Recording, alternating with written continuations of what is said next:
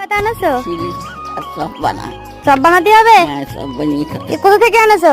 ওই আমার ওই বাড়িতে সব বানা খাবো কোন। দাও। এটা হচ্ছে শুলির পাতা, ঠাম্মা এখন নিয়ে চলে এসছে। তো এগুলোর এখন বানাবো বড়া, চপ চপ মাটির উনুনে বানাবো আমাদের। শিউলি পাতা চপ বানানোর জন্য প্রথমে দেখো পাতাগুলোকে ভালো করে ধুয়ে নিয়েছি। তারপর একটা বাটিতে বেসন দিয়ে পরিমাণ মতন হলুদ, লবণ, চালের গুঁড়ো দিয়ে ভালো করে একটা বেটা তৈরি করে নিয়েছি। আর হ্যাঁ, ওতে একটু কালো জিরে দিয়েছি। তারপর দুপুরবেলা গা জ্বালানো রোদে দেখো শিউলি পাতা চপ বানানোর জন্য আমি দাঁড়িয়ে পড়েছি উনুনের ধারে। আর আমার একটা ঠাম্মা এসেছিল, সে দিয়ে দিচ্ছিল জাল। আর এই দেখো গরম গরম বড়া ভেজে নিয়েছি। হ্যাঁ অবশ্যই সবাইকে দেবো, কিন্তু তার আগে আমি আমার বাবাকে দিয়ে টেস্ট করাবো। দেখো তো কেমন লাগছে, তুমি খাও।